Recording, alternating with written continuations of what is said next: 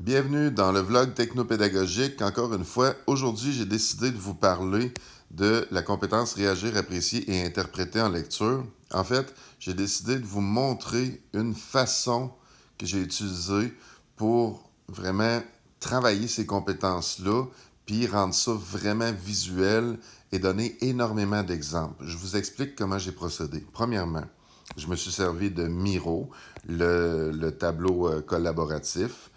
Et j'ai fait passer 2 évaluations à mes élèves. Donc, celle-là, qui est sur le BIM, donc vous y avez accès, tout le monde a accès à ça, peu importe où vous êtes dans le Québec, qui est un texte schéma narratif, dans le fond. Maintenant, celle-là, qui est plus un texte descriptif. Alors, j'ai corrigé les 2 textes. J'ai remis les notes aux élèves. Par la suite, je leur ai demandé de photographier avec leur iPad les questions suivantes. Donc, dans le texte ici, l'astronaute, l'astronome et l'astrologue, c'était la question 8. Bon, il y a la question 4, la question 12, puis la question 11. Alors, ici, j'ai séparé les questions de réaction et la question d'interprétation. Donc, les élèves prenaient en photo leur réponse.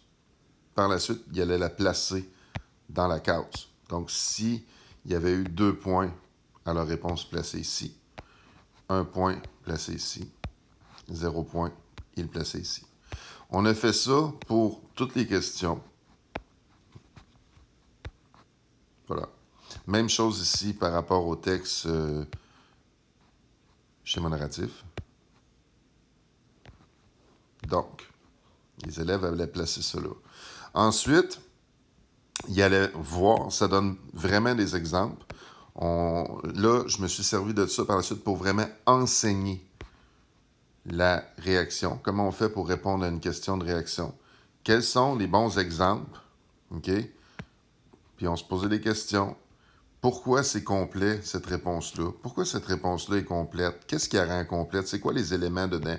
Pourquoi celle-là est semi-complète? Puis pourquoi celle-là n'est pas une réponse qui va être valable? Donc, on s'est posé beaucoup de questions en regardant directement les réponses que les élèves de la classe avaient partagées. Comme ça. Et ça a été extrêmement aidant pour mes élèves. Parce qu'ils ont vraiment pu voir, OK, c'est pour ça que ça vaut 2 points. Puis ils ont vraiment pu voir avec des exemples qui étaient dans leur propre classe, donc ce qui est intéressant. Puis je vous dirais que par la suite, ça l'a énormément aidé. Les questions de réaction qui étaient posées dans les évaluations, ben, les notes étaient plus élevées. Puis les élèves y répondaient de façon plus... C'est pas magique, là, mais les élèves y répondaient de façon plus adéquate en général.